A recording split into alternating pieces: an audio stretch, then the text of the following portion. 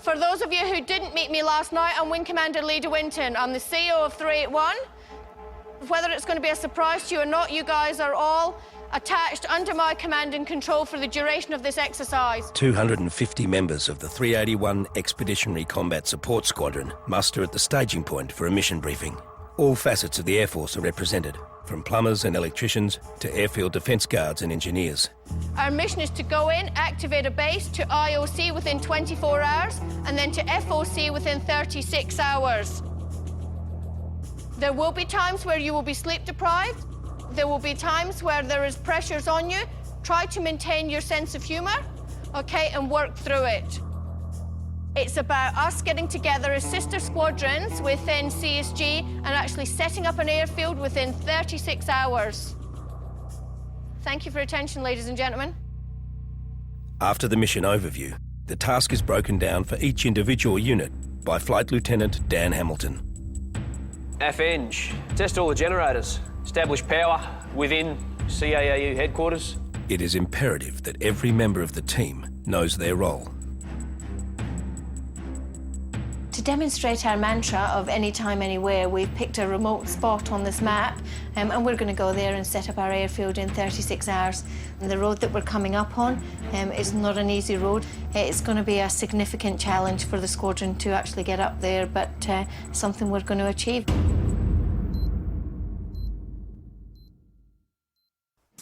As soon as the briefing is over, the Airfield Defence Guards, the Air Force's highly trained ground troops, prepare to enter the area of operation.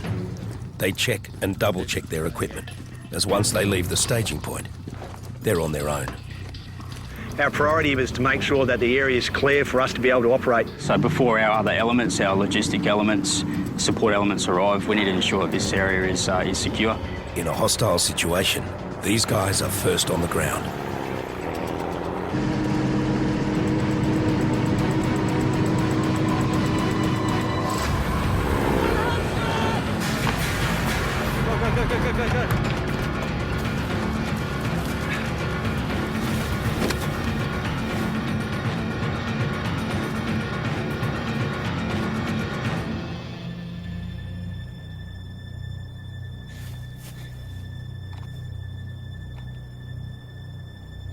Area secure, convoy clear to proceed. With the area secure, the convoy back at the staging point can now get underway. S4, the convoy is ready to roll. Over. CCP, ops, convoy clear to proceed. You good to go now? I'm Flight Lieutenant Shivani Maharaj. I am the S4, also the logistics officer. My job here is to resupply, sustain and ensure that everyone has everything that they need. Just a few hours after the briefing, and 47 fully loaded trucks are on the road.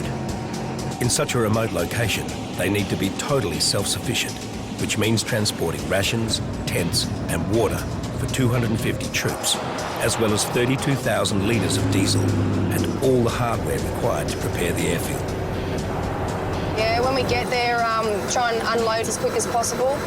And depending on how many forklifts we have and drivers, depends on how quick you can unload the trucks. As soon as you get to the area, it is just go, go, go. We support at short notice and we're ready to go anywhere they want us to go. That's what you're trained for. At the end of a long and arduous journey, all 47 trucks have arrived and been accounted for. Now the real work begins. Establishing an airfield fit to land a C-17 Globemaster.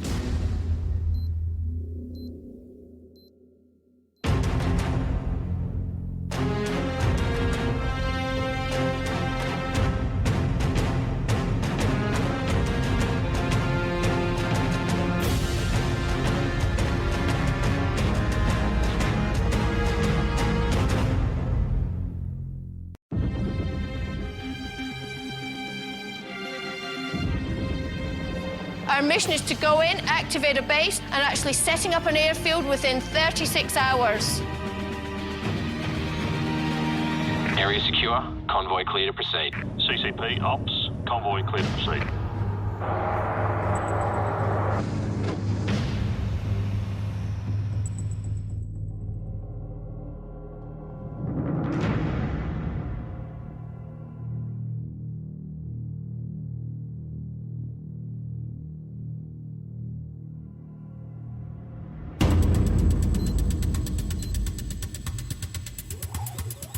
It's 2 hours since the team hit the ground, and the base is beginning to take shape.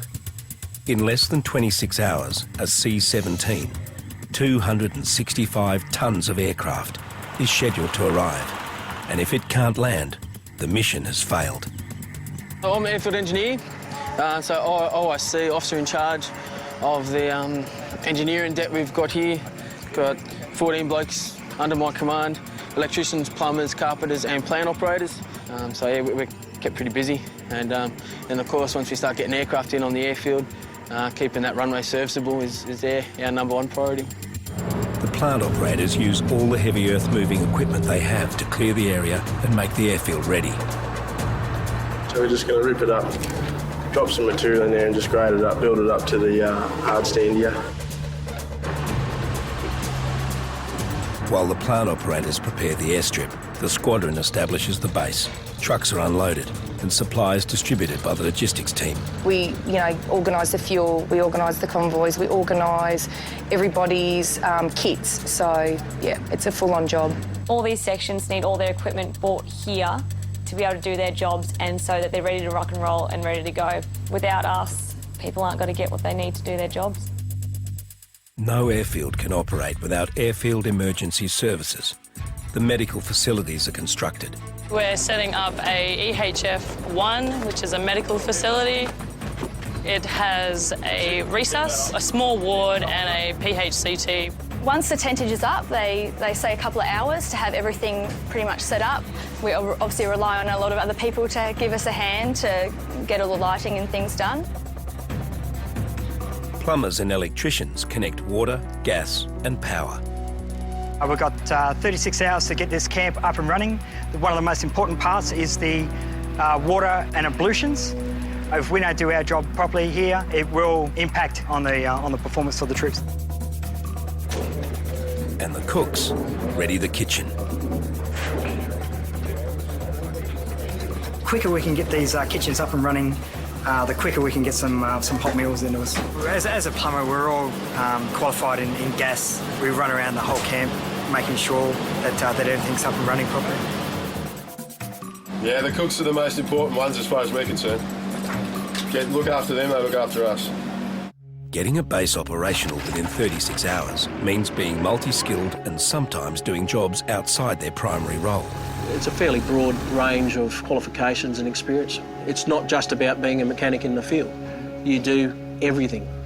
If someone wants you to fill sandbags, you fill sandbags. If someone wants you to help put up tents, you put up tents. It's not just a job. It's not just doing the one thing. There's so much more to it. As the plant operators continue to prep the airfield, the air traffic controllers are feeling the squeeze of the time constraints. Our role is to make sure that everything on the runway is working and everything is safe for them to come in and land. So there is a bit of pressure on us to get everything done in time and make sure we've got all our procedures and things down so that when the aircraft do finally start coming, that we're ready for them and everything's set up for them to land safely and according to plan.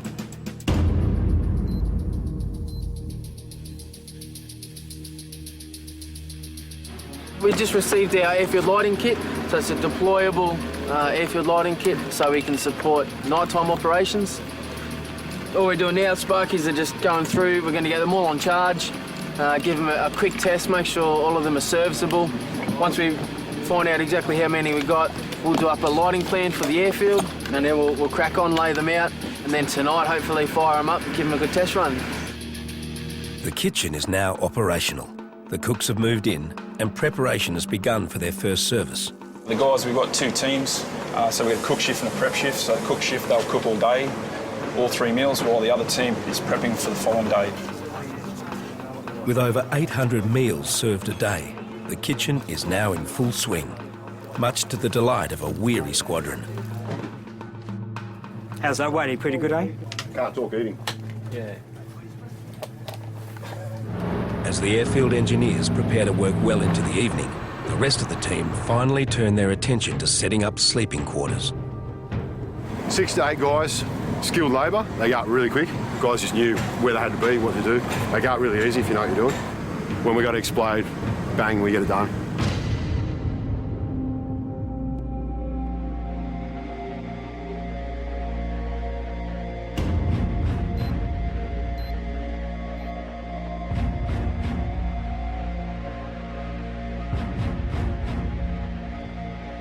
As night falls, the airfield defence guards continue their patrols, while the rest of the camp debrief on what's been an exhausting day. All right, gents, evening orders for tonight.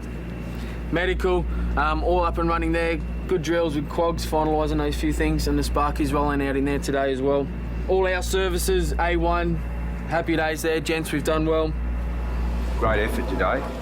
Everywhere I went, you guys drew pros, everywhere. From medical, from ops, from catering, everything you did, okay? And at the end of the day, with those 2 Basex tents, you guys and Neons, you just whipped it in no time. Insane, yeah. That was great, that was great. Just shows people what you can do and how fast you can do it. Good stuff, thank you.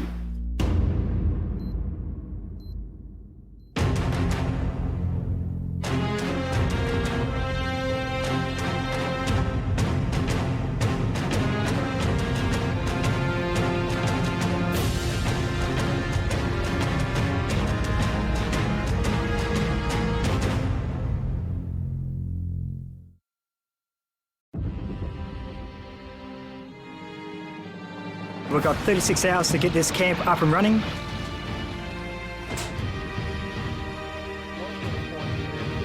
Keeping that runway serviceable is our #1 priority.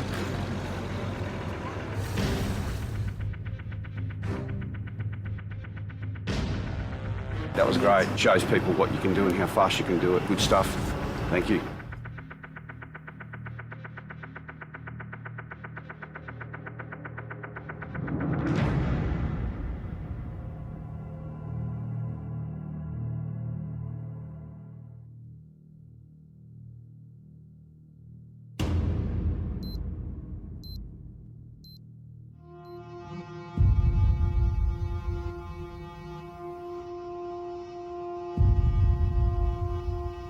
It's been a big night for everyone on the base.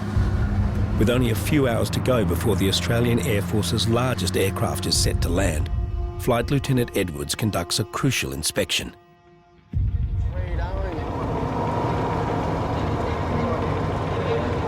So just a quick pavement assessment. Very heavy aircraft and quite damaging to pavements, especially out here.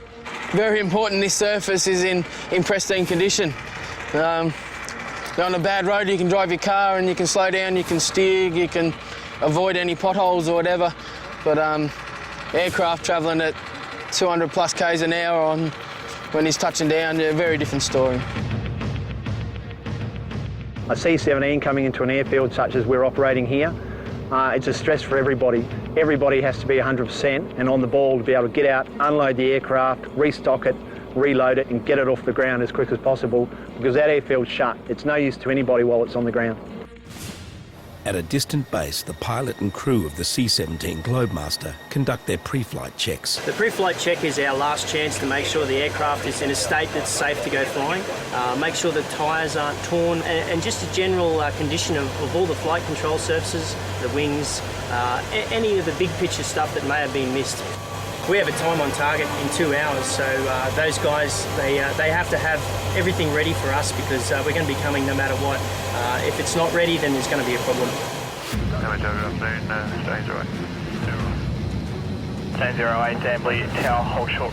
With pre-flight checks complete, the C-17 is en route. All clear left base. You're cleared onto the right, more than beautiful. Plan to direct. 3,500. Stanley QNH 1013. A rapid response to any incident on an airfield is priority #1. With the aircraft now inbound, the fire crew continue to hone their emergency drills.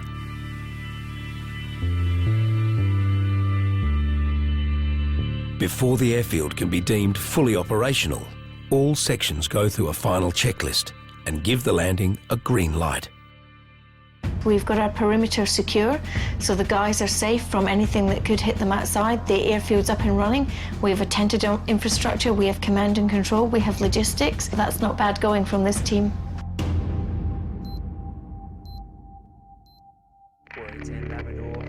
Just as everything looks to be on track, a communication failure threatens to jeopardise the entire mission. Hello, Little Victor. Labrador, Stallion 08 Heavy. How do you read? I just can't hear. I can't hear it. Okay, Captain, I'll try the secondary, still can't get them. Shall we hold out? What we'll do is we'll wait for another 10 miles and then we'll try them again. Not working? No. So that wasn't the rebrake? No, you just had it on 287. That was 287 then? This is on the rebrake. Was that rebrake? Yeah. Roger. Try them again on the primary. Labrador, Stallion 08 Heavy. How do you read? With moments to spare, comms are re-established and the air traffic controllers are back online. Labrador, Stallion 08 Heavy. How do you read? Stallion 08, this is Labrador, go ahead. Stallion 08 1 Heavy is 20 miles to the east on descent passing 6,000 inbound.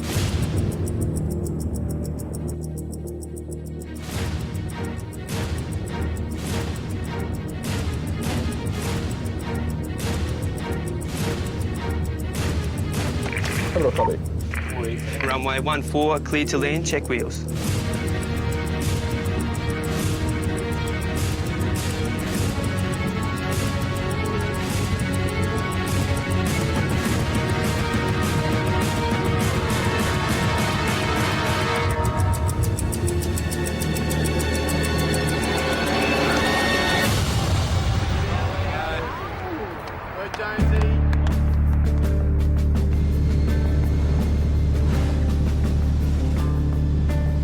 Or he's landed, mate. Yeah.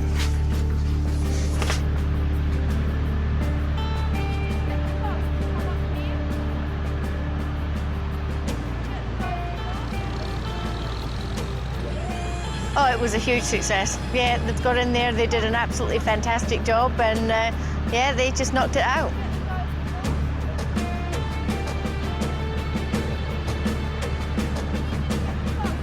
C-17's on the ground. Everybody has achieved all that we need to do in the time that we need to do it, and our mission is accomplished.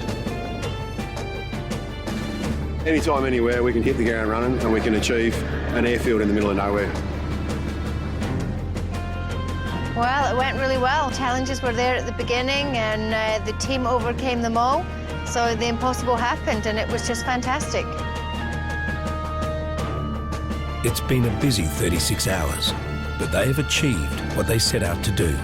Starting with nothing, in the middle of nowhere, they have proved that they can achieve what had seemed impossible just hours ago.